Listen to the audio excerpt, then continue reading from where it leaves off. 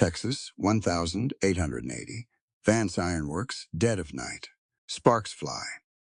Three drunk men push through the doors, faces twisted with contempt. There she is, the man-woman monster in her apron. The woman stands 6 feet tall and doesn't move an inch. Her grip tightens around the smithing hammer. Her eyes are as cold as iron, just pulled from the quench bucket. Then the stranger rises calm, unhurried, not one hand raised in threat, and looks the three men dead in the face. This woman just quoted me technical specifications, more precise than any smithy I've dealt with, across 3 counties. And you're drunk before sundown. Silence. The 3 men walk out without a word. Stay with us. You don't want to miss what happens next. The fire never went out at Vance Ironworks, not at midnight, not in January, not during drought, flood, or the kind of Texas summer that baked the earth into cracked clay and drove cattle half mad with thirst. The forge burned because Kaylin Vance kept it burning. That was the arrangement she had with herself. And she honored it the same way she honored every contract she ever signed completely and without apology. It was Tuesday when Cordell Hayes rode into Oakhaven.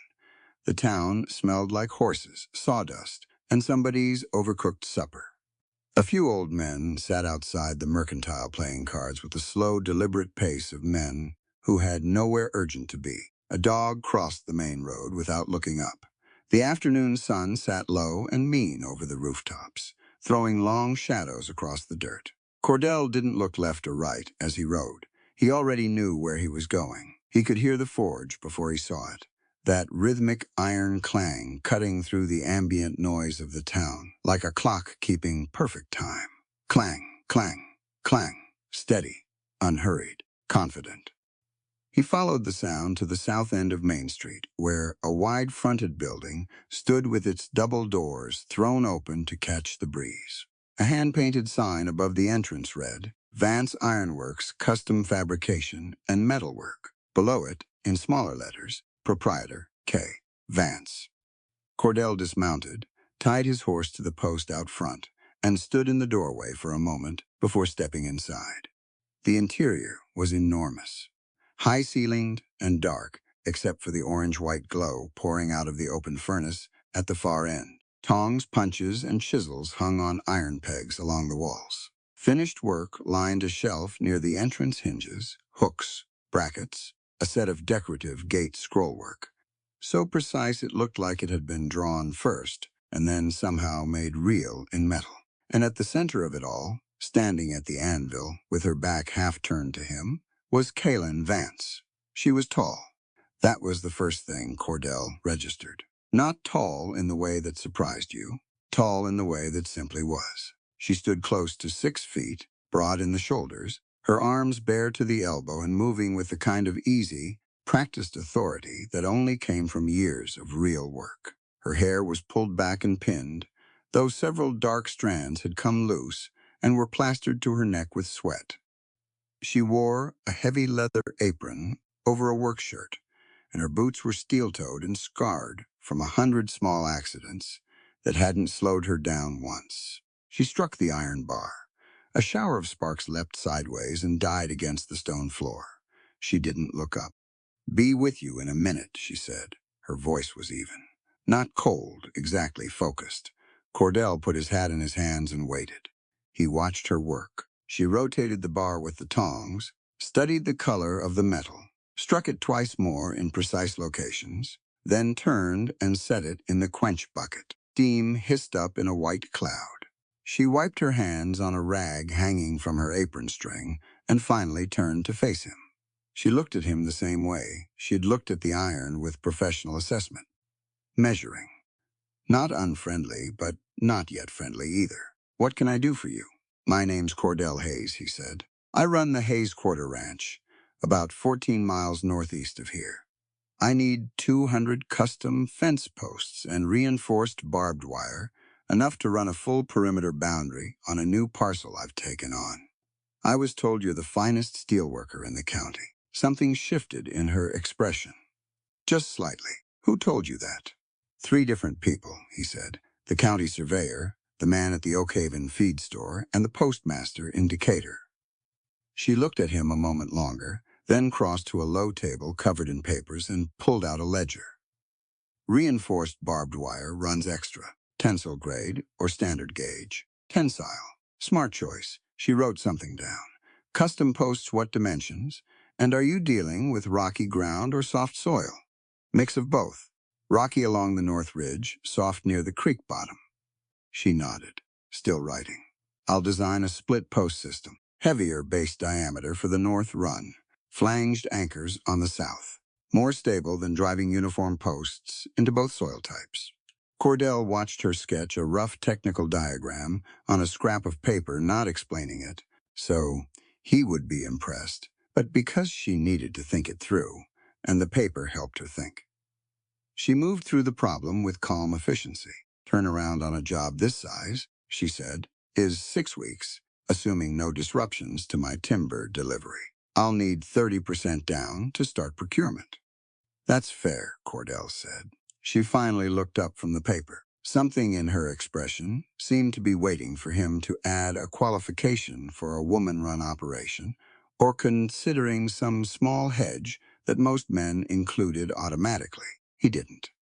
She opened her mouth to say something else, but the sound of boots on the doorstep cut her off. 3 men walked in like they owned the place. They were broad and unshaven, with the red-nosed, loose-jointed look of men who had been drinking since noon. Cordell recognized the type. Every town had them men with time on their hands, and a particular resentment toward anyone who used their time more productively. The one in front, the tallest of the 3, grinned when he saw Kalen. It was not a friendly grin. Well, look at that, he said, loud enough to fill the forge. The man-woman monster's got herself a customer. His 2 companions snickered. He stepped further inside, looking around with exaggerated curiosity. Bet, you can't even tell she's supposed to be a lady. Can you, mister? Big as an ox. Arms like a damn plow horse. Wearing an apron. He said the last word like it was the punchline. Ain't that something? Kalen didn't flinch. She didn't look at them with fear or humiliation. She looked at them the way you looked at a wheel that had come off its axle, something that needed to be dealt with before it caused real damage. She reached to the side and picked up her smithing hammer, not raising it, not threatening, just holding it, easy and natural, the way a carpenter holds a level. Last time you boys came in here drunk, she said. I charged you for the time you wasted, and your names went in the ledger. You want to go in the ledger again. Keep talking. The tall man's grin faltered a little, but he rallied. He glanced at Cordell. You hear that? She keeps a ledger. He spread his hands, mister. I'm doing you a favor. This ain't a real smithy. This is a sideshow. A big old lady playing at men's work is all. Ain't natural. Cordell had been standing very still through all of this. He put his hat back on his head. He didn't raise his voice. He didn't move toward them. He simply drew himself up to his full height, squared his shoulders, and looked at the man in the way he had learned in the army to look at a situation with complete, unrattled authority. This woman just quoted me tensile grade specifications, soil drainage variants, and a custom anchor flange solution in under 4 minutes, Cordell said. I've dealt with half a dozen smithing operations across 3 counties, and not one of them showed me that caliber of technical thinking. He paused. You walked in here drunk on a Tuesday afternoon. I'll let you figure out for yourself which one of you is doing something unnatural. The 3 men stood there. The one in front opened his mouth and closed it again. Cordell didn't blink. The silence stretched out long enough to get uncomfortable. Then the tall man made a noise in his throat, not quite a word, turned around, and walked back out. His 2 companions shuffled after him without saying anything. Kalen watched the doorway for a moment after they were gone. Then she set her hammer down on the anvil and looked at Cordell. I didn't need that, she said. Her voice was quiet, but there was an edge in it. Not anger toward him, something more like wariness. I've been handling men like that for 8 years. I don't need a man coming in here taking my fights. I know you don't, Cordell said. That wasn't pity. I'm here because you're the finest steelworker in the county. He picked up the technical sketch she'd made and looked at it again. And because I need 200 fence posts built right, if you can't tolerate a man pointing out a fair comparison when one's called for, tell me now, and I'll find another smithy. He set the paper back down. But you won't find another smithy that can do this job better. She studied him. Most men who said things like that were performing something, performing fairness, performing decency, waiting for her to soften and smile and be grateful. She had learned to read that performance like bad metalwork, brittle, under pressure. This man was not performing. A person's dignity, Cordell said, almost to himself, is forged by their labor and their character, not defined by their gender. He said it plainly, without ceremony. The way you stated something you had believed long enough that it no longer felt like a statement, just a fact. Kaylin looked at him for another long moment. 6 weeks, she said, 30% down. I'll have the bank draft to you by Friday. He picked up his hat, nodded once, and walked back out into the last of the afternoon sun. Kaylin stood alone in the forge. The fire crackled behind her. Somewhere outside, a horse shifted its weight and a saddle creaked. She picked up her tongs and turned back toward the furnace. Clang, the work continued. Widow Hattie's saloon occupied the middle of Oak Haven's main block like a tooth that had outlasted everything around it. The building was older than half the town, its timber darkened by years of pipe smoke and lamp oil, its floorboards worn smooth in the paths. Men walked most from the door to the bar, from the bar to the card tables, from the card tables back to the bar. A painting of a mountain landscape hung crooked above the whiskey shelf, and had been crooked for so long that straightening it would have felt wrong. Cordell came in Wednesday evening, the day after his visit to the forge. He wanted a meal and something to wash the trail dust down. He found a seat at the far end of the bar where he could see the room, ordered beef stew and a whiskey, and settled in. Hattie herself brought the food. She was a compact woman, somewhere in her 60s, with sharp eyes and the efficient movements of someone who had been running a room full of men for decades and had stopped being surprised by any of them. She set the bowl down, looked at Cordell for a moment, and moved on without comment. He appreciated that. The saloon was comfortable that evening. A piano player worked through a slow tune in the corner. A few card games ran quietly at the tables. The conversation was low and unhurried, the kind that fills a room without demanding attention. That changed about 10 minutes after Cordell sat down. He had his head over his stew when he heard the chair scrape beside him. He didn't look up right away. Then a second chair scraped on the other side, and the man to his left said, "You're the one that was out at Vance Ironworks yesterday." Cordell picked up his whiskey. That's right. There were 3 of them that had settled around him, all ranchers, by the look of their boots and the permanent sun damage on the backs of their necks. The one who had spoken first was heavyset, florid-faced, wearing a vest with a silver watch chain. He had the practiced ease of a man accustomed to having his opinions invited. "Just doing you a service," the man said, not unkindly, "letting you know what you're dealing with before you get in too deep on a contract." "My contract's my business," Cordell said. Sure, the man waved a hand. "But you being from out of the county, you wouldn't know the history." Kellen Vance. He said the name like it explained something. Woman had herself a fiancé a few years back. Good man, decent family. You know what she did. Cordell ate his stew. She didn't do anything to hide herself, the man continued. Kept on at that forge. Kept on wearing those work clothes. Kept on being louder and stronger and bigger than what's comfortable for a man to look at in his future wife. Showed up at her own wedding. He shook his head slowly, and the man walked out. Stood right there at the altar, told her in front of God and the whole congregation that she was too dominant and unyielding for any decent man to build a life with. Left her standing there. The piano player kept playing. Cards kept shuffling, but something in the room had shifted. The conversations near the bar had gone quieter.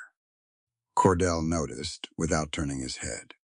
I've heard worse stories, Cordell said. Maybe so. But there's a reason it happened. The second man, thinner, with a tobacco-stained mustache, leaned in. She doesn't have any give in her. That's the plain truth of it. A woman like that, a man doesn't know where he fits. There's no room for him. The first man nodded. You seem like a straight-dealing fella. Just saying, manage your expectations. Get your fence posts and move on. The room had gone noticeably quiet by now. The piano had drifted to a stop between songs and stayed there. Even the card shuffling had paused. It was the kind of quiet that happened when people were listening, but pretending they weren't. A third voice entered from Cordell's right. This one was smoother, better dressed. A man in a charcoal frock coat with a silver bolo, tie the kind of clothing that announced money before the man even spoke. He had been sitting at a corner table, and now he leaned back in his chair and looked over with the comfortable authority of someone who owned things. I'll put it to you plainly, the man said. He spoke through a thin curl of cigar smoke, and his eyes were pale and flat above it. Kaylin Vance is too much woman for you. The words landed in the quiet room, like a stone into still water. Cordell put down his spoon. He took a slow drink of his whiskey. He set the glass down on the bar with a small, deliberate sound. Then he turned his head and looked directly at the man in the frock coat through the haze of cigar smoke hanging between them. He adjusted his Stetson. She's perfect for me, he said. He said it quietly. No performance in it, no swagger. He said it the way you stated a thing you had already made up your mind about simply and with full weight behind it. The silence in the saloon stretched out for several seconds. Then the piano player started up again. Cards began to shuffle. Hattie, behind the bar, turned away with something that might have been a small smile if you caught it at the right angle. The men around Cordell exchanged looks but said nothing more. Cordell turned back to his supper and finished it. What none of the men in the saloon knew, what Cordell himself didn't know, was that Kaylin Vance was standing on the boardwalk outside at that exact moment. She had been crossing the street with a horseshoe delivery for the livery stable, a wrapped bundle under one arm. She had slowed when she heard voices through the open window, then stopped entirely. The boards under her boots didn't creak. She stood in the shadow beyond the window's light, and she heard every word.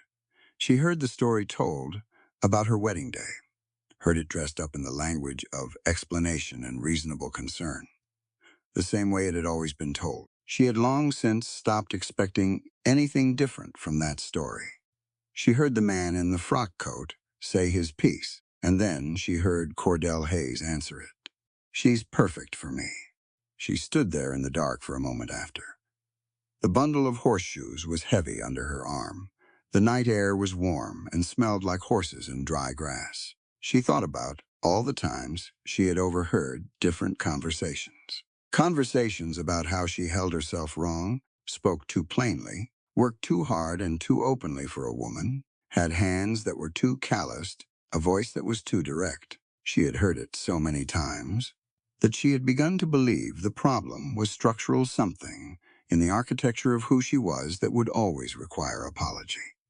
She had not expected to hear those particular words tonight. She shifted the horseshoe bundle, straightened up, and walked on to the livery. The wall she kept around herself was still there.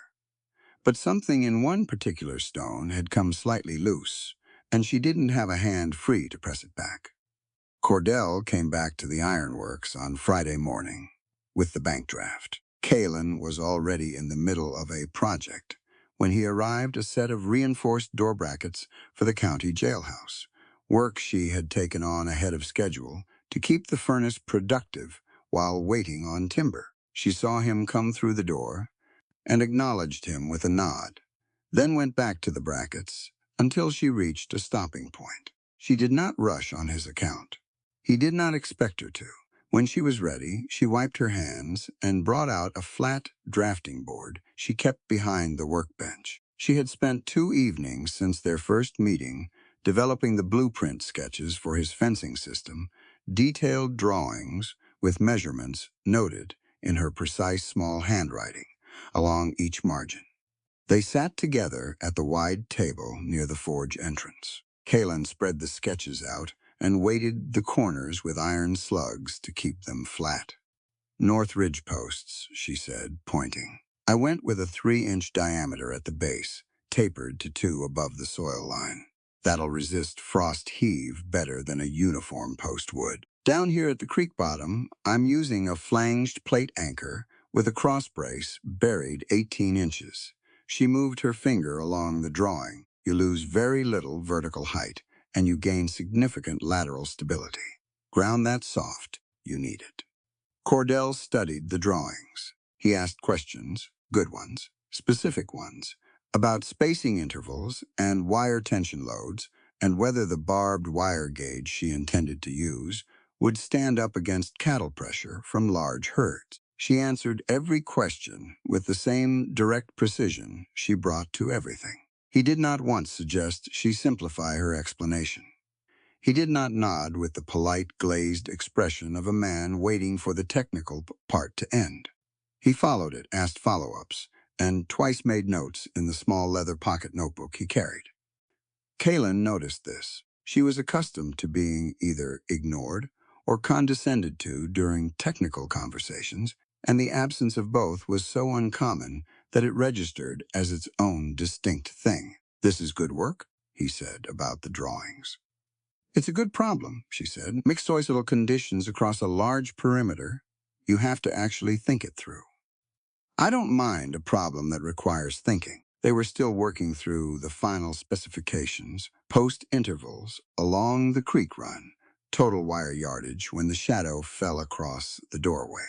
Gideon Vance was not a man who entered rooms quietly. He came in with the specific noise of someone who had spent the morning working up courage with whiskey and found just enough of it to be dangerous. He was shorter than Kalen, built lean, with the same dark coloring, but none of her steadiness. His eyes were moving, restless, not quite meeting anything directly.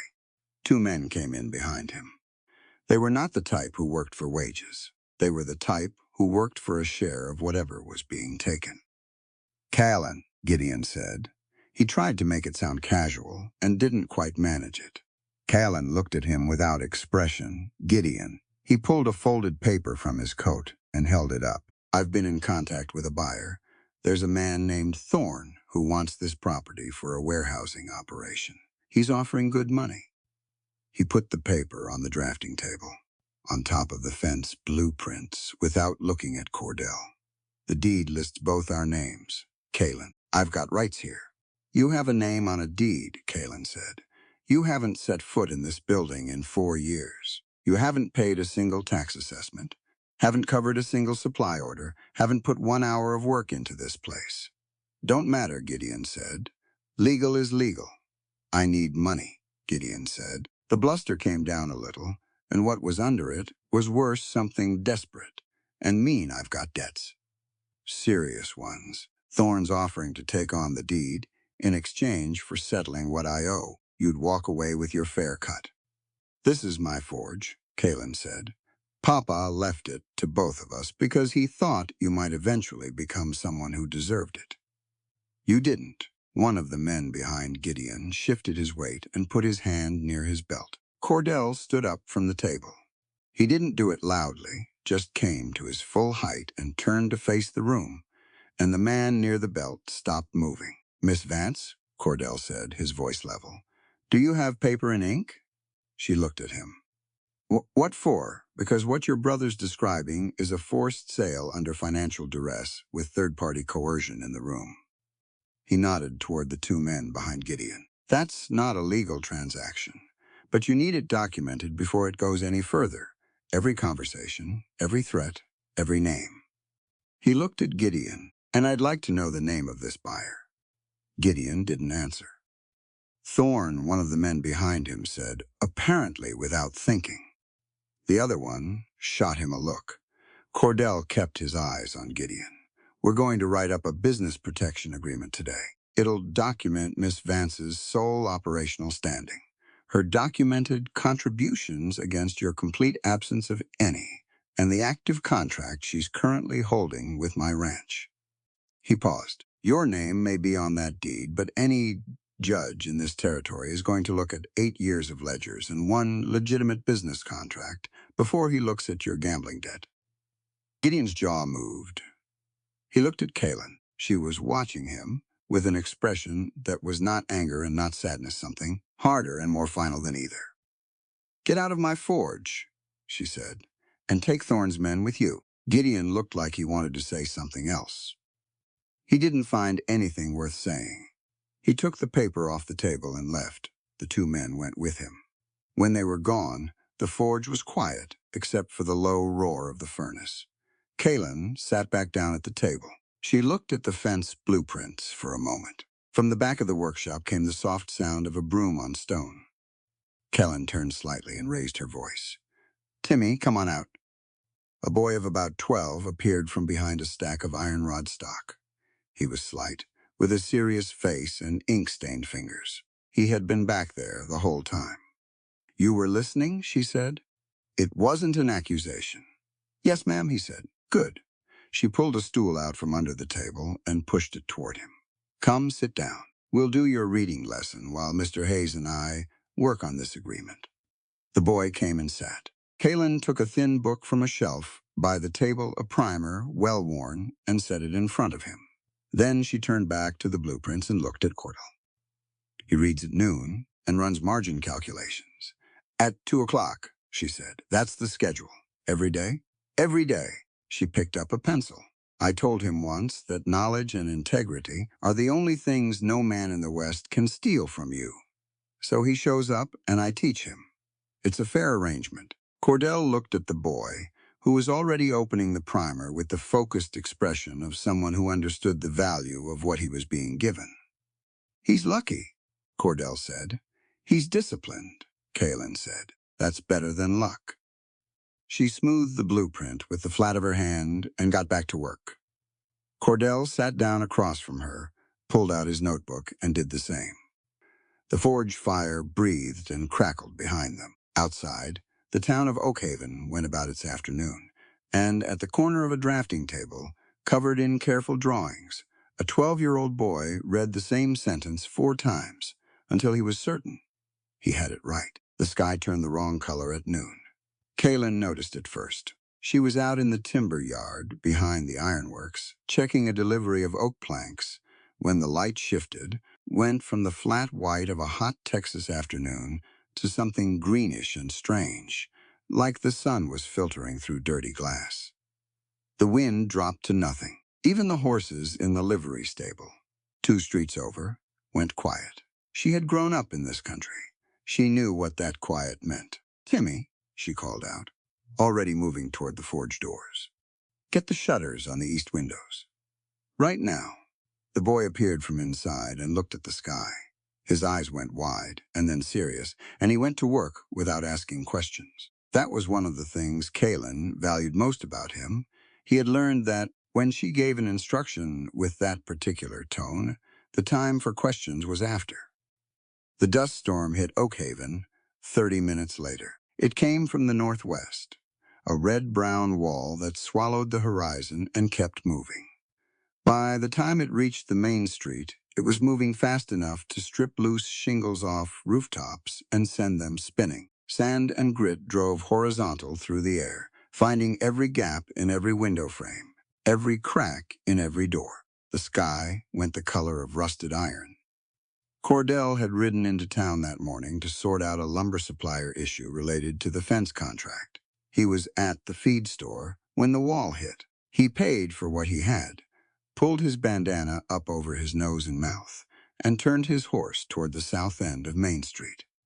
He found Kaylin at the corner of the ironworks, up on a ladder, driving iron spikes through the timber, bracing along the front wall.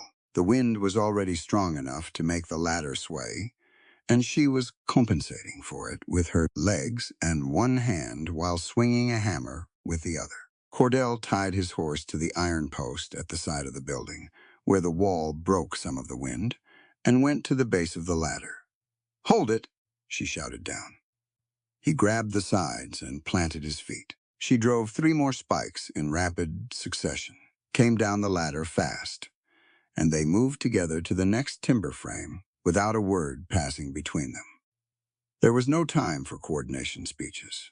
She pointed. He positioned himself. She climbed and drove iron. They moved along the front wall, then around to the east side, where the wind was worst. By the time they finished the outer bracing, the storm was running at full force. The air was a solid mass of moving grit. Kalen grabbed Cordell by the sleeve and pulled him through the ironworks toward the back of the building, past the furnace room, into the small back kitchen that served as a break room for long working days. She got the door shut behind them. The roar outside dropped to a lower, sustained howl filtered through thick walls. The kitchen was plain: a small iron stove, a table, 2 chairs, a shelf with a tin coffee pot, and some dry goods. A lantern hung from the ceiling beam. Kalen lit it. They stood there for a moment, both catching their breath. Sand was in their hair, their eyebrows, the creases of their clothing. Kalen poured water from a jug into a basin, and they washed their faces in turns without ceremony. She put the coffee pot on the stove. The storm pressed against the walls with a sound like running water. The lantern light moved slightly with each gust that found a gap in the timber. Cordell sat down at the table. He looked around the small room at the shelf of dry goods, organized with the same precision as the tools in the forge, at the slate board mounted on the wall near the stove, where column figures were chalked out in what he recognized as the same handwriting as the fence blueprints. "Your margins board," he said. "Timber cost, iron cost, labor by the hour." She poured the coffee without looking at it. "I run them every morning before I light the furnace. If the numbers don't work, I find where they went wrong before I spend a single hour of the day on work that won't pay." She set his cup down and sat across from him with her own. Outside, something blew against the building, hard enough to shudder the wall. She glanced toward the sound, assessed it, and looked back at her coffee. "The front bracing will hold," she said, more to herself than to him. "Good spikes," Cordell said. "Good spacing," she almost smiled. Not quite, but almost. They sat in the shifting lantern light and drank their coffee, and the storm ran itself across the town outside, and for a while neither of them said anything. It was a comfortable quiet. That was unusual enough that Kalen noticed it. Then she said, "Can I ask you something direct? I'd prefer it. Why aren't you treating me like a curiosity?" She held her cup in both hands. "Most men who come in here, even the decent ones, the ones who aren't trying to be cruel, they look at me like I'm something they've never seen before and they can't quite place, like a tool they don't know the name of." She paused. "You don't do that." Cordell turned his cup on the table slowly. "I spent 11 years as an Army scout," he said. "You want to stay alive in that work. You learn to evaluate people on what they actually do, not what category you've put them in. I had a commanding officer once who weighed about 140 pounds and could track a man across rock in the dark better than anyone I ever met. The Apache we were stationed near, they had women who did work in camp that required more precision and strength than most men could manage." He looked at the cup. "You spend enough time in the real world, the world where things actually have to get done, or people die, you stop being surprised by who turns out to be capable." Kalen listened to this. "I tried," she said after a moment, "to be different than what I am." She said it without drama, just laid it out there like something she was finally willing to look at in decent light. "After the forge started doing well, when people started talking, I tried to make myself smaller, softer. I practiced speaking quieter. I wore different clothes to town. I stopped correcting men when they got technical things wrong in front of me." She stopped. "I thought, if I just reduced enough of myself, eventually someone would be comfortable." She was quiet for a moment. "It didn't work," she said. "I was still too tall, still too direct, still too opinionated about tensile steel grades." A short exhale that wasn't quite a laugh. "And at the end of it, I got left at the altar anyway, in front of the whole town, for being too dominant and unyielding, all that reduction for nothing." Cordell looked at her across the table. "I was at Antietam," he said. She met his eyes. I know what a battlefield looks like when it's over, he said. Men and women both come apart under pressure if their foundation isn't solid. And a bullet doesn't care if you're a man or a woman. He said it plainly. Survival requires strength, and every soul carries equal weight. That's not a theory I developed, it's something the frontier proved to me over and over in terms I couldn't argue with. The lantern swung slightly. Sand hissed against the outer wall. You went through something real, he said. Being asked to shrink yourself for someone else's comfort, and then being told the shrinking wasn't enough. That's worth being angry about. I'm past angry, she said. I know. That's what I mean. He paused. You built something here, on your own. That's not what someone does when they've given up. Kalen looked at him for a long moment. There was no performance on his face, no calculation. He was simply saying true things in a straightforward order, the way she tried to do in her own ledgers, no inflation, no omission, just what was accurate. Outside, the storm was beginning to ease. The howl dropped gradually to a lower register. The lantern stopped swinging. She picked up her coffee. He picked up his. They sat together in the settling quiet while the storm moved on east, leaving the streets of Oakhaven buried in red dust and the ironworks standing, braced and solid, exactly as Kalen had built it to stand. The fire at the timber yard started before dawn. Kalen smelled smoke before she was fully awake. She was out of bed in seconds, out of the small house adjoining the ironworks in less than a minute, and running across the yard in her work boots and night clothes before the orange glow above the fence line had time to become something she could fully process. The timber supply shed was fully engaged by the time she reached it. There was no saving what was inside. She got the bucket line going anyway herself, and two neighbors who had come out at the noise because the forge building was close enough that an ember drift could put the whole ironworks at risk. They worked the line for 2 hours while the shed burned down to its frame and the sky went pale with morning. When it was over, she stood in the ash and looked at what was left. The timber had been earmarked for the county fencing contract. 2 months of procurement, all of it gone. She went back inside. She washed the ash off her hands and face. She sat down at the margins board and looked at the numbers for a long time. Then she went outside and looked at her supply wagons. 2 of them had been tampered with during the night axles, cut halfway through, clean diagonal cuts that would hold on flat ground but fail the moment any real load was put on them. It was precise, deliberate work. Someone who knew how wagons were built had done this. She looked at the cuts for a while without moving.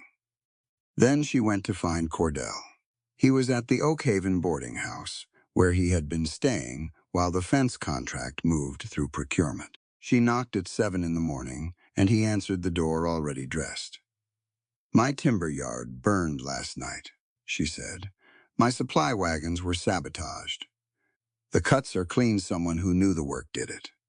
He looked at her face and then stepped back from the door. Come in, she told him, the full picture at the small table by the window. He listened without interrupting. When she finished, he asked 2 questions. How long had the shed been built in that location and visible from the road, and whether anyone outside her regular supplier relationship knew the timber was tied to the county contract. Everyone knew, she said. Contracts that size get talked about. Thorn, Cordell said, has to be. She folded her hands on the table. If I can't fulfill the county contract, I lose the payment. Without that payment, I can't cover the operating costs I've already laid out. It puts me in breach, and a business in breach with outstanding debts is a lot easier to acquire than a solvent one. Cordell was quiet for a moment, working through it. He's not just trying to get the property. He's trying to make you fail publicly first, put you in a position where you look like you can't manage your own operation. That's my read. She paused. Then she said, there's something else. She pulled a folded paper from her coat, a document she had found that morning tucked under the ironworks front door. It was a formal notice of land encroachment, citing a boundary survey that placed the ironworks' eastern fence line 3 feet inside a parcel claimed by a holding company. The document bore official-looking seals. "I know where my fence line is," she said. "I surveyed it myself. This survey is wrong." "Or fabricated," Cordell said. He looked at the document carefully. "I've seen forgeries like this in land disputes east of here. Someone with basic knowledge of surveying language can produce something that looks legitimate enough to hold up a legal process for months." He turned it over. "Who has the technical knowledge to fake a survey document in Oak Haven convincingly?" She knew the answer before she said it. It sat in her chest like a piece of cold iron. "Marcus Reel," she said. "My former fiancé. He was a surveyor's apprentice for 4 years before he went into land brokerage." Cordell looked at her steadily. "He's working with Thorne," she said. Saying it out loud made it solid in a way she hadn't wanted. "This document has his methodology all over it. The way the boundary notation is structured, that's his notation. I've seen his drafting work before." She stood up and went to the window. The morning was clear and bright, the kind of blue sky Texas morning that felt like an insult when everything was going badly. "He wasn't content just humiliating me at the church," she said. Her voice stayed even. "Now he's trying to help take the one thing I built that actually lasted." "He may have reasons beyond personal," Cordell said. "If Thorne is paying well enough, a man with surveying knowledge is useful. And Reel might be using access to you and your history to provide Thorne with details about the property he couldn't get otherwise. That doesn't make it better." "No," Cordell said. "It doesn't." She turned back from the window. Her face had resettled into something resolved and flat, the expression she wore when a problem required straight-line thinking and emotion was going to have to wait its turn. That was when the knock came at the boarding house door. It was not Cordell's knock to answer, but the door was partially open, and the man outside pushed it the rest of the way in the sheriff, Tom Garvey, broad and slow-moving, with a deputy behind him who kept his eyes on his own boots. "Miss Vance," Garvey said. He had a document of his own, and he held it up without looking apologetic about it. "Got a complaint filed this morning about that encroachment matter, and given that your timber yard burned last night, there's a question about whether you can meet your outstanding contractual obligations." He paused, and the pause had a practiced quality to it. "I'm prepared to work with you on the encroachment complaint, get it resolved without it going to the circuit judge if you're willing to talk to Mr. Thorne's representative about the property deed." Kaylin looked at him. "What you're describing," she said, "is a corrupt official using a fabricated legal complaint as leverage to force a property transfer under financial pressure. You know what that is, Sheriff?" Garvey's jaw tightened. "I'm trying to help you avoid a worse situation." "You're trying to help Thorne acquire my forge," she said, "and I'm going to need you to understand something clearly." She picked up the forged survey document from the table. "I have this. I have 8 years of ledgers. I have a current legal contract, properly filed, and I have a business protection agreement that documents my sole operational standing against my brother's claim." She looked at him steadily. "If you file that encroachment complaint, I will take every piece of paper I own into that courtroom, and I will take this building apart in front of the circuit judge, board by board, until the truth of what it is becomes impossible for anyone in this county to ignore." Garvey looked at Cordell. Cordell said nothing.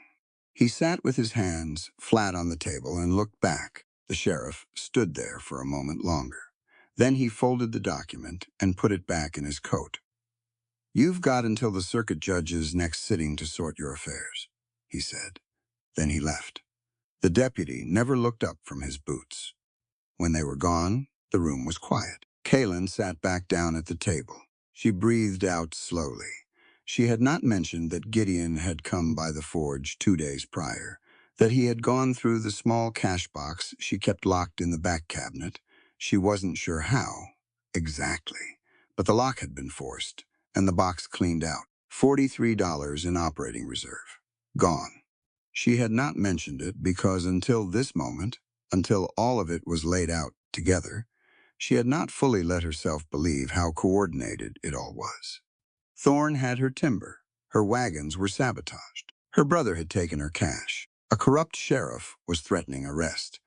And her former fiancé was somewhere in the architecture of all of it, using what he knew about her and her property to fill in whatever Thorne needed to know. She laid her hands flat on the table. "I need to think about the timber," she said. "If I can source a partial replacement and prioritize the creek bottom posts first, I might still be able to deliver enough of the contract on time to establish legal performance." Cordell looked at her. "I know a supplier in Gainesville," he said. 2 days' ride.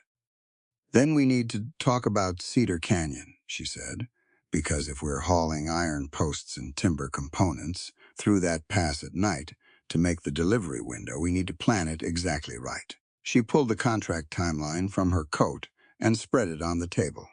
They got to work. They left at dusk. The wagon was loaded heavy iron fence posts bundled in sets of 10, coils of tensile barbed wire packed in canvas, and the reinforced anchor plates Kaylin had worked through the previous 2 nights to replace what the fire had taken. She had sourced replacement timber from Cordell's contact in Gainesville and reworked her production schedule down to the hour.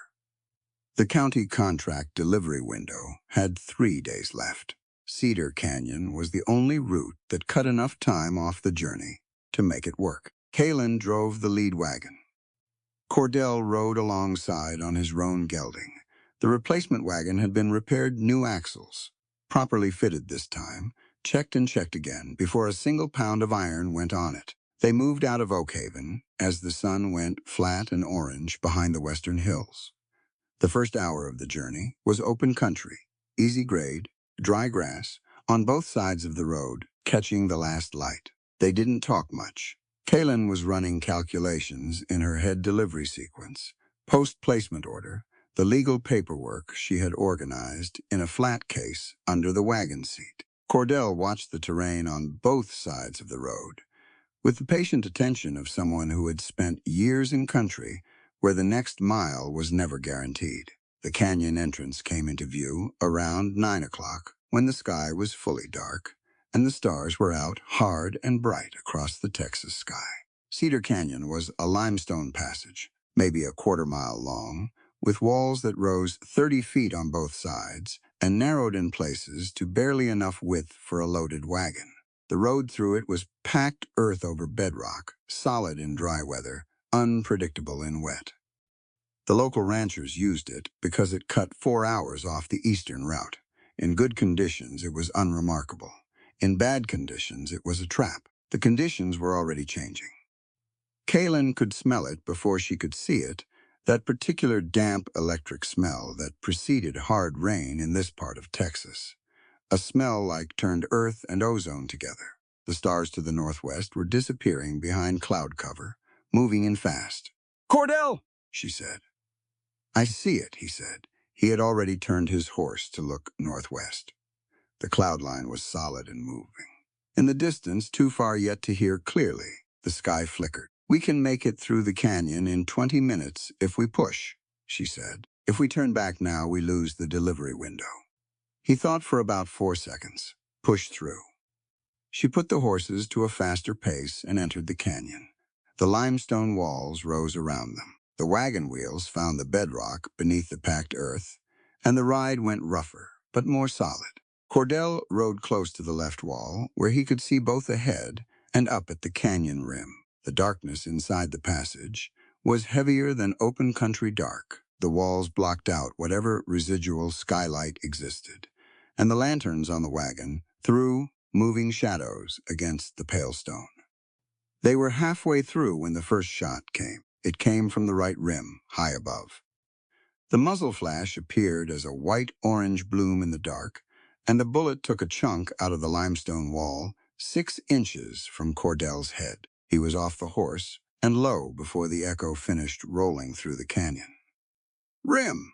Right side!" he shouted. Kaylin had already set the wagon brake and was reaching under the seat. She came up with her Winchester. More shots from the rim, 2, 3, then a fourth from the left side. They had men on both walls. Kaylin measured the muzzle flashes, waded through one exchange of fire, and put a round at the right rim position. A cry. Then silence from that position. She tracked left. Another flash. She fired once and heard a rifle clatter against stone. Cordell was moving along the canyon wall, using the wagon as cover, trying to get an angle on a third shooter further along the right rim. Lightning split the sky above the canyon mouth, and for one full second, the whole passage lit up white and sharp. Cordell could see two men at the left rim, scrambling for better positions, a third, on the right already down. Then the thunder hit, and with it, the rain. It didn't arrive gradually. It arrived all at once, a wall of rain dropping straight down into the canyon with the weight of something solid. The lanterns on the wagon went out immediately. The visibility dropped to almost nothing. Kaylin could hear the water. Before she could see it, a rushing sound from up the canyon, from the higher ground to the north, where the storm was already running its full load off the limestone plateau and down through every channel it could find. Flash flood, she said. She said it flat, without panic, the way she said everything that required immediate action. Cordell, we need to move the wagon. The axle went, not from the sabotage. That had been repaired. This was the bedrock. The water getting under the packed earth road faster than it should have, the wagon tilting on a soft spot, and the left rear wheel dropping into a gap between stones that the lantern light hadn't shown. The wagon lurched hard left. The iron post bundles shifted, and two of them went over the side into the rising water with a sound like a hammer on a bell. Cordell reached the wagon in the dark, reached for the harness to cut the horses loose before the whole rig could go over and drag them down. He got the first horse free. He was reaching for the second when the shot came from the rim, a lucky shot in the dark. Or maybe not so lucky. Maybe they had moved to a position where they could use the lightning for light, same as Cordell had. It caught him in the left shoulder and turned him completely around. He didn't go down right away. He got the second horse free. Then his legs stopped cooperating, and he went to one knee against the wagon wheel. Kaylin was beside him before he could find the ground. She got under his right arm and took his weight. She was strong enough for it, she knew that, and in this moment there was no room for any other thought except the mechanics of the problem. She needed to move him. She needed to get them both out of the canyon floor before the water reached the level it was going to reach, and she needed to do it now. She got his rifle from where it had fallen, slung it across her back alongside her Winchester. She pulled him upright. He was conscious but not reliably, so she could feel him trying to help and not quite managing it. "Walk," she said. "I've got you walk?" He walked. She moved them along the canyon wall, toward the east side, where the limestone was broken into rough natural steps. Not a staircase, but climbable, if you knew where to put your feet.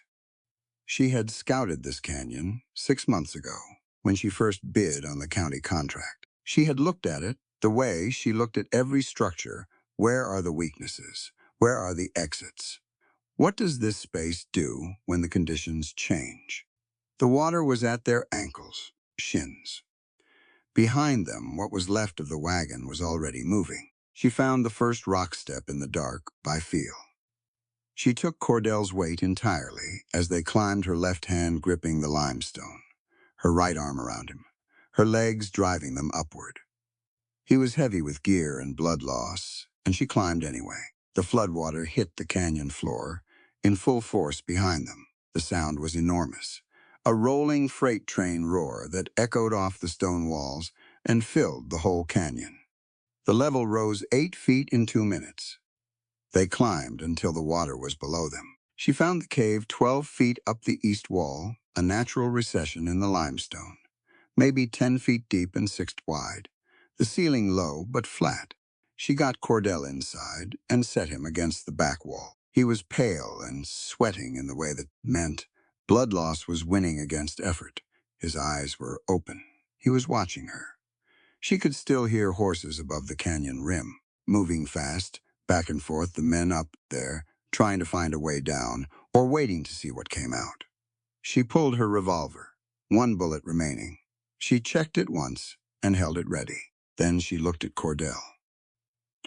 "Don't," he said quietly. "Don't what? Don't look at me, like you're already calculating the funeral."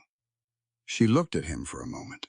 Something moved across her face that she didn't bother to manage or contain. "I won't let them take the only man who ever saw me as a complete human being," she said. He looked at her with those steady eyes that didn't do anything dramatically even now. "Then keep watch," he said. "And let me rest a minute." She turned to the cave entrance, back against the limestone, revolver in her right hand and Winchester in her left, and she watched the canyon rim above, while the flood roared below, and the rain drove down in sheets, and the thunder rolled through the stone passage like the sound of the whole country shifting on its foundation. She watched all night.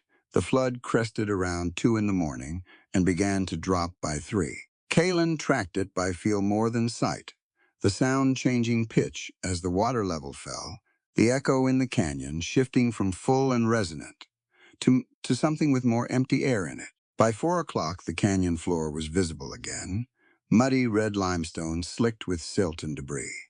The horses on the rim above had gone quiet hours ago. Either Thorne's men had given up and ridden off, or they were waiting at the canyon mouth for whatever emerged at daylight. She didn't know which yet, but she intended to have an answer before the sun was fully up.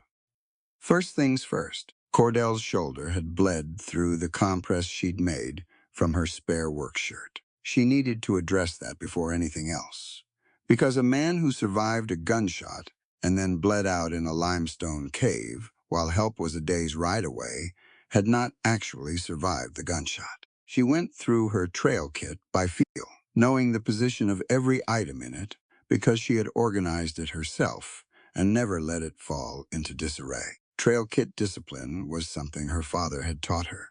In the context of the forge, you know where your tools are, because someday you'll need them in the dark. She had packed a small iron cauterizing rod, 6 inches long, as part of her kit since the first time she'd made a long supply run alone. She'd hoped she would never use it on a person. She built a small fire at the back of the cave, as far from the entrance as possible, using the dry wood tucked in her saddlebag that had been wrapped in oilskin. Small fire. Low flame. Cordell watched her work. He was in and out of something that wasn't quite consciousness, not fully asleep, not fully present. His breathing careful and deliberate in the way of a man managing significant pain. "This is going to be bad," she told him. "I've had worse," he said. "You haven't," she said honestly. He looked at her. Then he put his back against the cave wall, braced his boots against the stone, and nodded. She heated the rod. She did not look away from it while it heated, and she did not speak. And when it was ready, she moved quickly, without ceremony, because hesitation helped no one. Cordell made a sound against his teeth that he did not let become anything louder. His hands went to fists against the cave floor. Then it was done, and she packed the wound with clean cloth and tied it off. He was white as chalk and breathing in short, controlled pulls. "Rest," she said. She took her rifle and went to the cave entrance. The sky was moving from black to the deep blue-gray that preceded dawn. The canyon below was quiet, silt-covered, rearranged by the flood. The wagon was gone.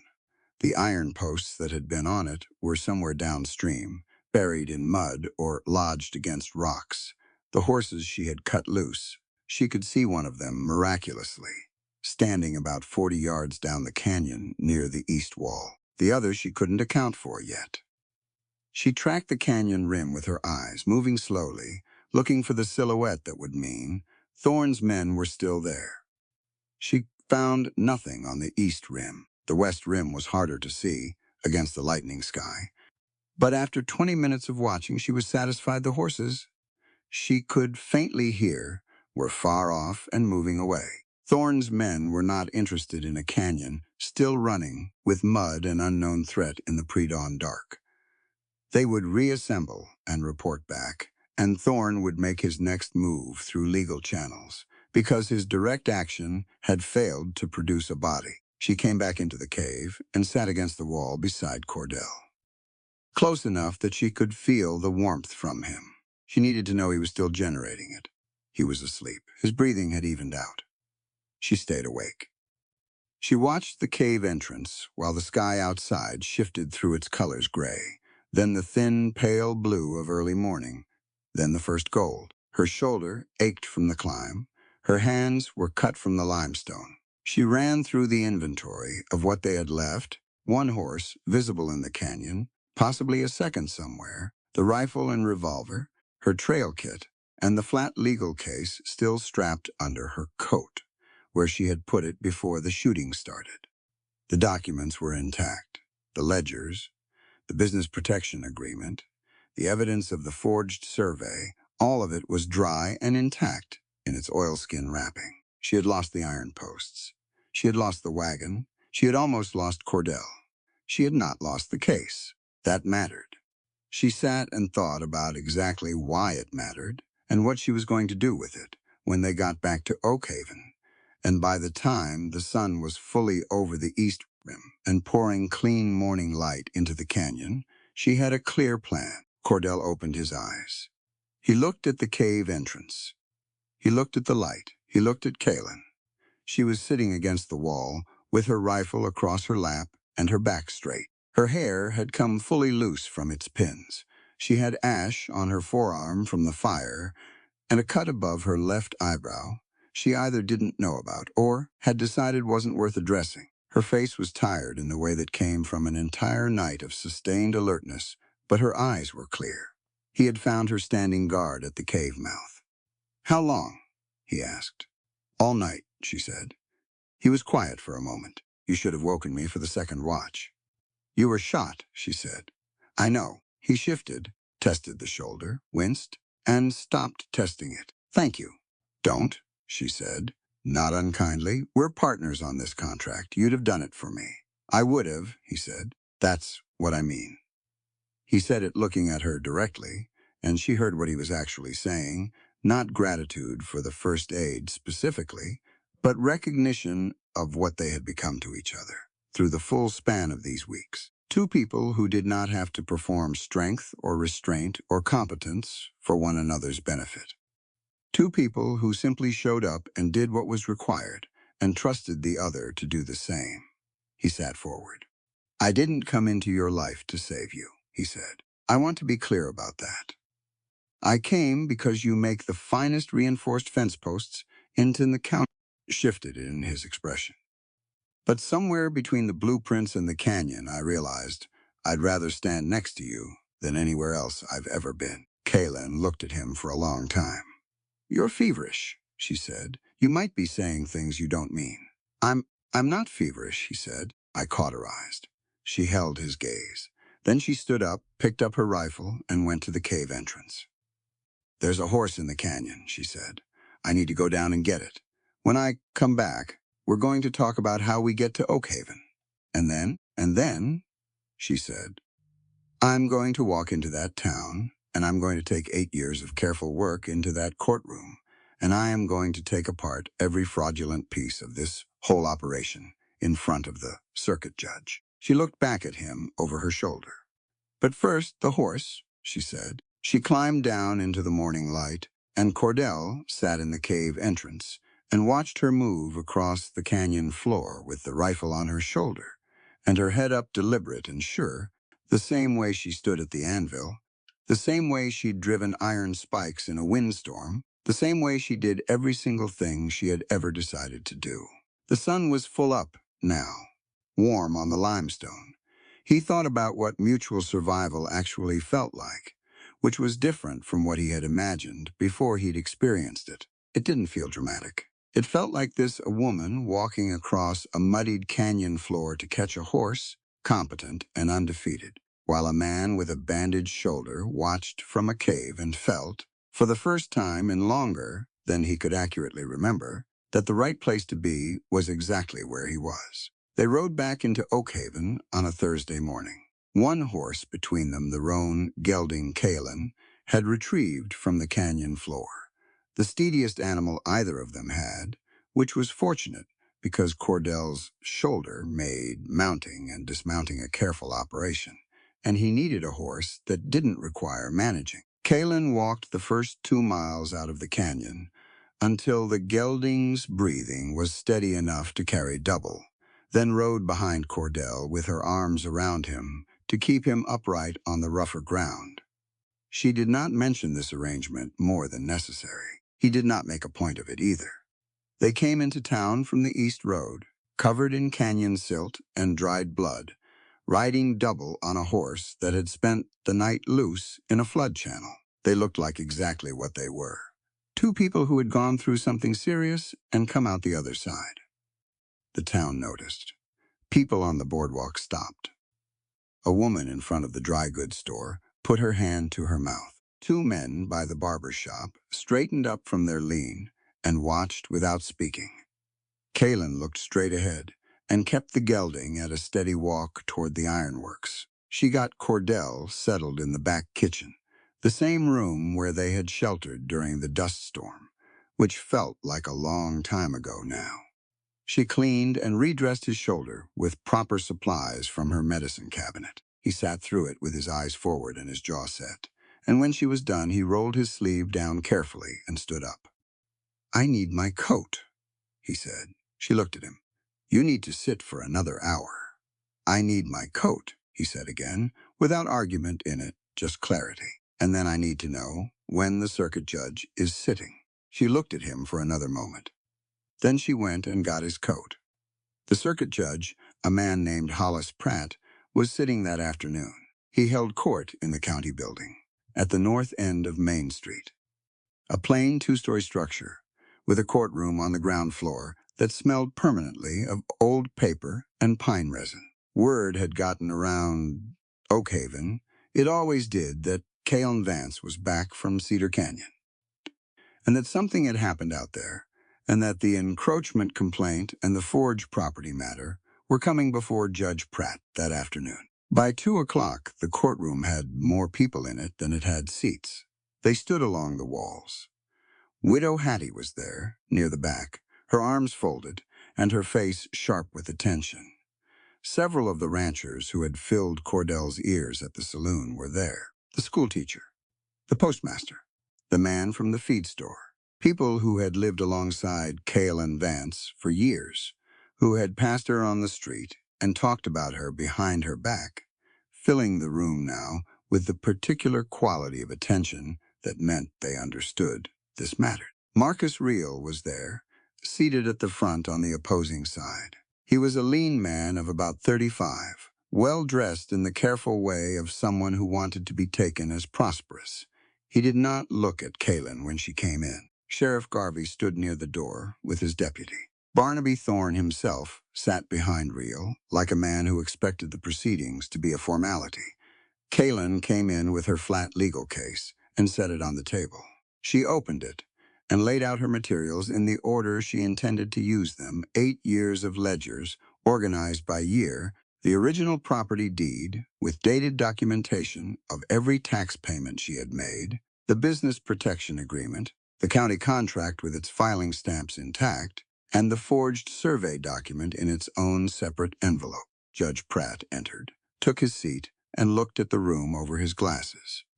"I understand we have an encroachment complaint filed against Vance Iron Works," he said, "and a related question of property standing.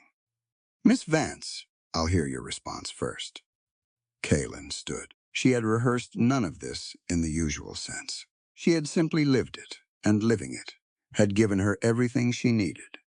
She started with the deed, her father's original filing, the tax records, the documented history of sole operational management for 8 years, without a single missed payment or unresolved filing. She moved to the forged survey document.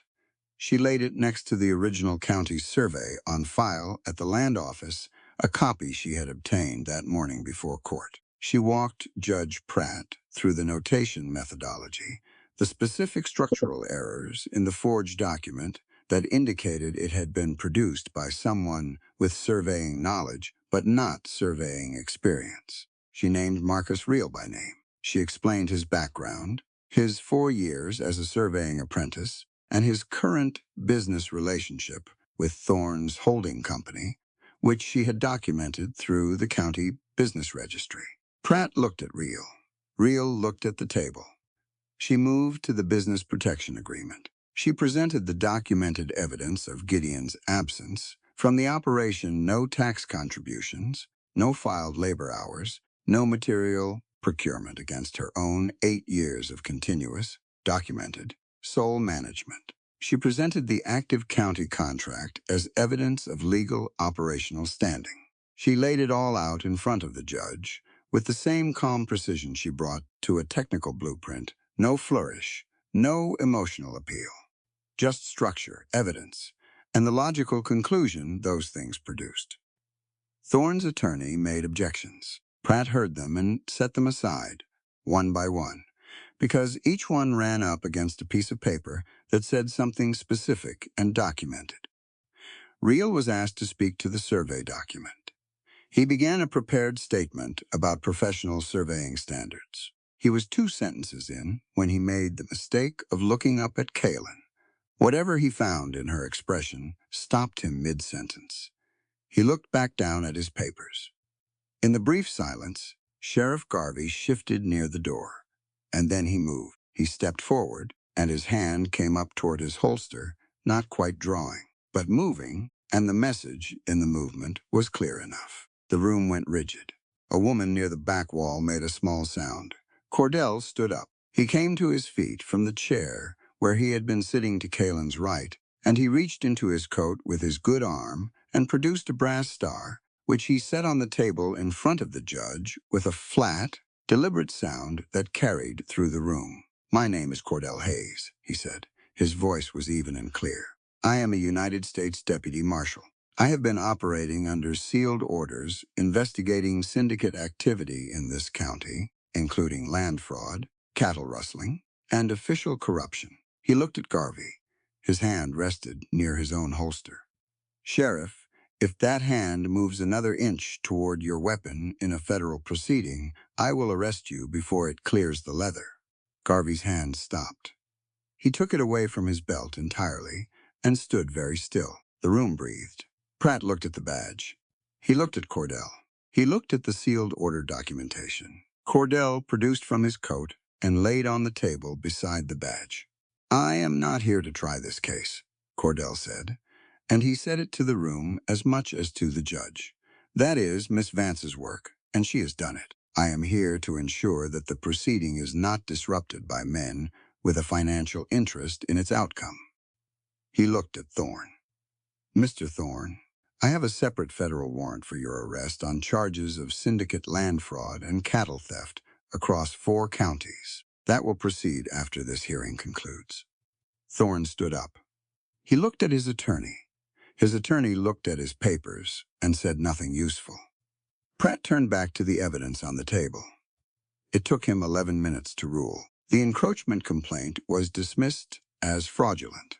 The forged survey document was referred to the federal prosecutor. Marcus Reel was ordered held for examination.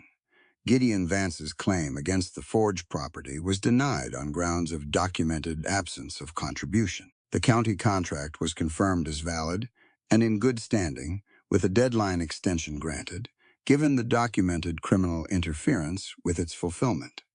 Vance Ironworks was Kaylin's, had been Kaylin's, would remain Kaylin's. She stood in the courtroom while Pratt read the ruling, her hands flat on the table, her face composed. Around her, the room shifted, that particular shift that happened when people who had been passive about something were forced to reckon with what their passivity had cost. Widow Hattie unfolded her arms and put them to her sides. She looked at Kaylin for a long moment. Outside in the street, as people filed out of the courtroom, Thorne was met by 2 federal deputies who had been waiting with the patience of men who had been told exactly when and where to be. They walked him to the jail without incident. Kaylin stood on the courthouse steps in the afternoon sun with her legal case under her arm.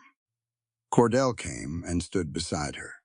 She looked at the street. The town of Oakhaven going about its afternoon, rearranged in some small but permanent way by what had just happened inside that room. "You let me do it," she said.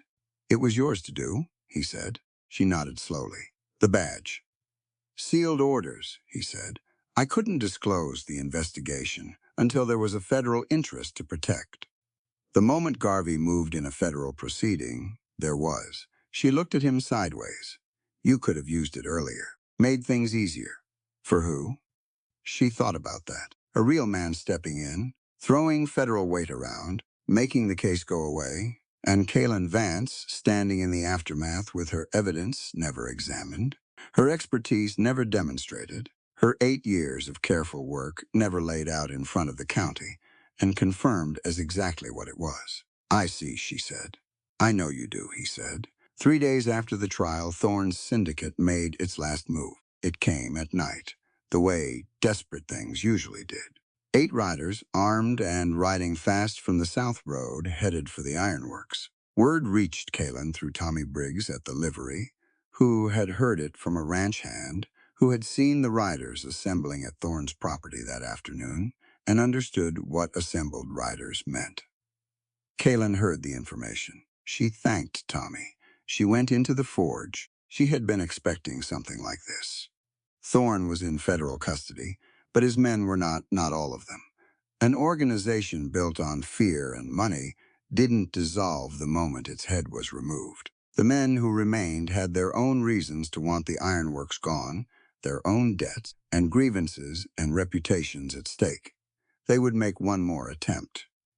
She had known it since the courthouse steps. She spent 2 hours in the forge. What she produced was not weapons, though she had those too. What she produced was a series of iron barriers, heavy, low-profile frames, designed to be set in the gaps between the ironworks outbuildings, creating channeled approaches that funneled movement into specific lines. She had drawn the design in her head years ago, in the abstract way she designed. Everything thinking through the geometry of a space under pressure, where the weak points were, how to convert them into advantages. She had never needed it before tonight. She placed the barriers with Cordell's help, his shoulder bound tight, and his good arm doing double the work, and with Timmy's help on the lighter frames. The boy worked without being asked twice about anything. He understood the situation with the same serious clarity he brought to his reading lessons. 2 of Cordell's federal deputies arrived by 9 o'clock. They had been camped outside town, pending the completion of the Thorne arrest documentation. And they came fast when the word reached them. They were experienced men, capable and quiet, and they took positions at the north end of the yard without requiring lengthy instruction. The riders came from the south at 11. They came in hard, expecting an empty yard and an undefended building. They hit the first barrier line before they cleared the gate, 3 horses pulling up short at the iron frames. In the dark, the riders behind them bunching up into the choke point. Kaylin had designed. A voice from the riders' group shouted something confused. The deputy at the north corner fired a warning shot over their heads. Everything stopped. "Federal officers," the deputy called out, "dismount and put your weapons on the ground." 3 of the 8 riders turned around immediately and rode back the way they had come. 2 more followed after a pause. Of the 3 who remained, only 1 was inclined toward resistance, and Kaylin stepped out from behind the forge door with her Winchester leveled at his chest and settled the matter without a shot being fired. The 3 men dismounted. They were cuffed and secured. It was over in less than 10 minutes. Kaylin stood in the yard afterward, with her rifle at her side. The iron barriers sat where she had placed them, solid and exactly where she had intended them to be. Timmy came out from behind the workshop, where he had been stationed with the instruction to stay put, until he heard her voice, an instruction he had followed, precisely. "Did we win?" he said. "Yes," she said, "we won." He looked at the barriers, at the federal deputies doing their work with handcuffs and paperwork. He looked at Kaylin. "You designed those," he said, pointing at the barriers. "This morning," she said. He was quiet for a moment, with the particular quiet of someone adding something new to their understanding of how the world worked. "Is that what engineering is? Solving a problem before it becomes one?" "That's exactly what it is," she said. "You remember that." He nodded with the focus of someone filing information in a place where it would stay. Widow Hattie arrived 20 minutes later. She came on foot from the saloon, which meant she had heard the activity and walked down in the dark without knowing what she would find. She was not the only one. There were a dozen townspeople in the street outside the ironworks yard by the time the deputies had finished with the prisoners, all of them drawn by the noise, all of them standing now looking at the scene with a particular expression of people recalibrating. Hattie walked into the yard, looked at the iron barriers. She looked at Kaylin standing in the middle of it with her rifle and her work boots and her calm. Then she turned to the cluster of women who had come from the street and stood near the yard gate. "We spent years," Hattie said, and her voice carried in the night air, "telling our daughters to make themselves small so men would love them." She looked back at Kaylin. Kaylin just taught this whole town what true dignity looks like. Nobody argued with that. There was a silence in the yard that was not uncomfortable, the kind of silence that followed a true thing being said plainly. Kaylin looked at Hattie. She nodded once. Hattie nodded back. Cordell came and stood beside Kaylin. His shoulder was hurting. She could tell by the way he was holding himself, but he was standing straight, and his eyes were clear. He looked at the barriers, designed and placed in 2 hours. 2.5, she said. I stand corrected. She looked at the yard, at the barriers, at Timmy, who was already examining the nearest one with the focused curiosity of someone who intended to understand how it had been made, at the townspeople gathered at the gate, looking at something they had never thought to look at directly before Kaylin Vance's competence, standing in the middle of her own yard, unambiguous and undeniable. "It's over," she said. "It is," Cordell said. She breathed out slowly. The night air was warm and still.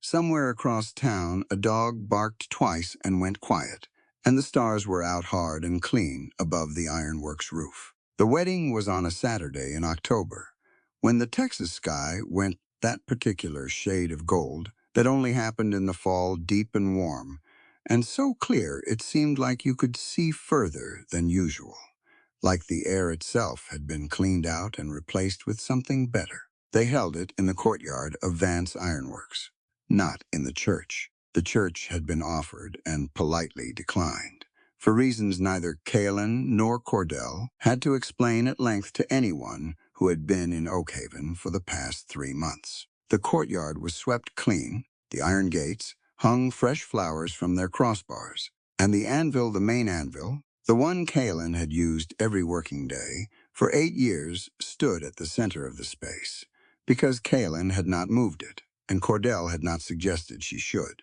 Timmy wore a clean shirt. He stood in the front row with the focused dignity of someone who understood the importance of an occasion.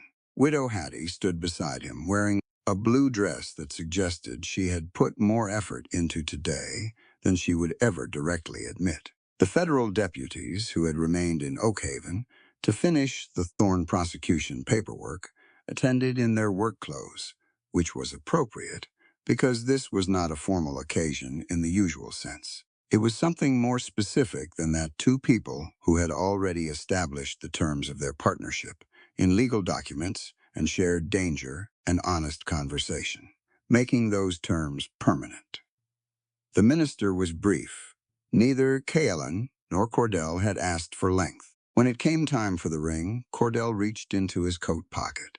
He had made it himself. Under Kaylin's guidance, in the ironworks, during the evenings of the past 2 weeks, while the legal documentation for the Thorne case moved through its final stages, and the forge ran its normal operations, and Timmy worked through his reading primer at the corner table. Kaylin had stood beside Cordell at the smaller forge station and shown him the technique, the heat, the hammer angle, the quench timing, and he had done the work himself, slowly and badly at first, and then better. The band was not delicate. It was not trying to be. It was solid and smooth, with a particular warmth to it that came from its composition steel, alloyed with gold.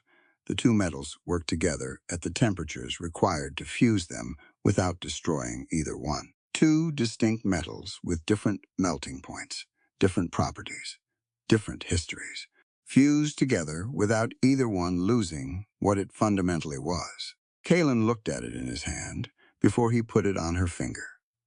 She turned at once. She was wearing her good clothes, not a traditional wedding dress, because that had never been who she was, and today was not the day to perform a version of herself that didn't exist. She wore a dark blue skirt and her best blouse and her second best boots, and her hair was down, which was unusual enough to constitute a statement. She looked at the ring. She looked at Cordell. He put it on her finger. After the minister finished, and the small gathered crowd made the sounds that small gathered crowds made on occasions like this, Cordell put his arms around Kalen in the courtyard of the ironworks, under the gold October sky, and said quietly, not for the crowd, just for her, "They warned me you were too much woman for any man." He held her eyes.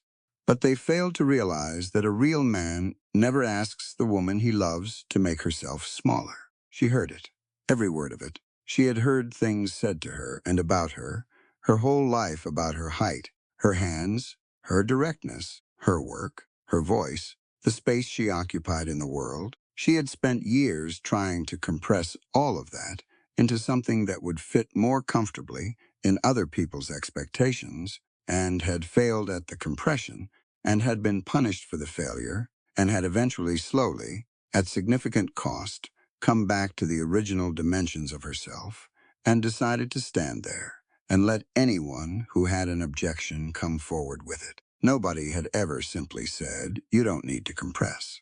She put her hand against the anvil beside them, the cold iron of it solid under her palm. The same iron she had struck and shaped and worked for 8 years, the iron that had built her livelihood and her independence and her standing in this county. She looked at Cordell. "I won't shrink," she said, "and you won't dominate. We were forged to stand together." He took her hand where it rested on the anvil. His fingers, rough from ranch work, closed over hers, rough from forge work. They stood like that for a moment, two people who had met over a business transaction for fence posts, who had sheltered together in a back kitchen during a dust storm, and told each other true things, who had hauled iron through a flooding canyon and fought their way out of an ambush in the dark, who had stood in a courtroom and let the evidence speak for itself, and then stood in a yard full of iron barriers and watched it speak again. Timmy came forward with the document. It was the joint ownership agreement drawn up by the county clerk and reviewed by Cordell's federal supervisor and notarized 3 days prior. It established Vance Ironworks and Hayes Quarter Ranch as equal co-partnerships, with full legal standing for both partners in all decisions and all proceeds and all responsibilities. It was 8 pages of careful language that said, in the particular vocabulary of territorial law, exactly what they had already been living since the day. Kalen had spread fence blueprints on a drafting table, and Cordell had asked good questions and listened to the answers. They signed it, both of them, side by side, with the same pen. Widow Hattie, watching from the front of the small crowd, made a sound that was not quite a word.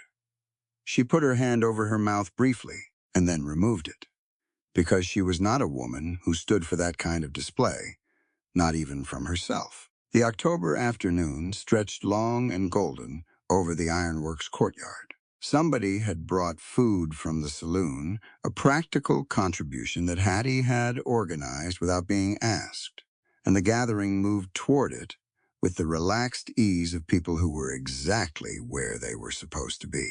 Kalen stood at the edge of the courtyard for a moment. She looked at the ironworks, the building her father had built, and she had kept the forge still warm inside, the tools on their pegs, the margins board, with today's numbers chalked out because she had chalked them out this morning, the same as every morning, the same as she would tomorrow.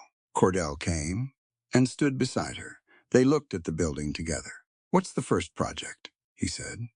"The county fencing contract," she said. "We got the extension. We have the materials now. We start Monday." "Monday," he said. She looked at the ring on her finger, at the forge through the open door. "We have the weekend," she said. He smiled. We do. The sun moved on its arc across the Texas sky, and the courtyard of Vance Ironworks sat in the golden afternoon light, and the anvil stood where it had always stood at the center of everything. And the fire inside the forge breathed low and steady, the same way it always did, because Kaylin Vance kept it burning, and that was the arrangement she had with herself. And she intended to honor it for the rest of her life, with, as it turned out, a little company. There's a reason this story stays with you after it ends. It's not the gunfight in the canyon. It's not the courtroom victory. It's not even the wedding in the ironworks courtyard with a ring forged from steel and gold. Those are the events. But the story underneath those events is about something quieter and more lasting, the cost of shrinking yourself to fit someone else's comfort.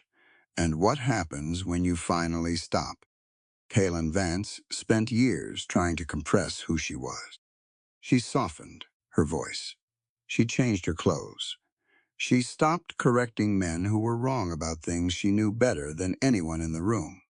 She did all of it, carefully and consistent, the way she did everything. And it didn't work. She was still too tall, too direct, too certain about tensile steel grades. And she got left at the altar anyway, in front of the whole town for being too much. All that reduction, and it still wasn't enough. That is not a story about one woman in one Texas town in 1880. That is a story that belongs to a lot of people across a lot of different times and places the story of being told in 100 different ways, that who you naturally are is the problem, and that if you could just make yourself a little smaller, a little quieter, a little less, then maybe you would finally be acceptable. What Kaylin eventually teaches the town of Oakhaven, and what she teaches us, is that the premise of that bargain is false. You cannot earn dignity by giving pieces of yourself away. Dignity isn't something other people grant you when you've reduced yourself sufficiently. It is, as Cordell says plainly in the forge on that first day, forged by your labor and your character. It is built in the same way Kaylin builds everything through work, through precision, through showing up every single day, and doing the thing you said you were going to do, regardless of who is watching, and regardless of what they think about the way you look while you're doing it.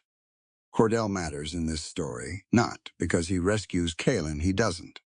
She rescues herself repeatedly, with evidence and competence, and physical courage and 8 years of careful ledgers.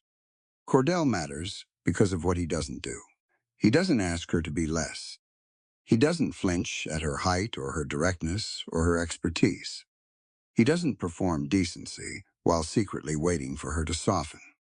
He simply evaluates her on what she actually does, treats her conclusions as worth engaging with, and stands beside her rather than in front of her. And in a world that had spent years telling Kaylin she was too much, that absence, the absence of the demand that she compress, turns out to be the most radical thing anyone had ever offered her. That is the real lesson. Not that the right person will love you in spite of who you are, but that the right person will never ask you to be less of it. And a partnership built on that foundation, two people who show up as their full selves and trust each other to do the same, is stronger than anything built on compromise of identity. Two distinct metals, different melting points, different histories, fused together without either one losing what it fundamentally is.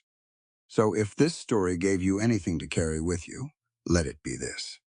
The space you occupy in the world is not a problem to be managed. Your competence is not something to be apologized for. Your directness, your strength, your certainty about the things you know, those are not flaws to be corrected before someone can love you. They are the material you are made of. And anyone who asks you to reduce that material before they will stand beside you is not offering you love. They are offering you a smaller life dressed up as one. Don't take the smaller life. The forge stays lit, This story is a work of fiction created for entertainment and storytelling purposes. Any resemblance to real persons, living or dead, or actual events is purely coincidental.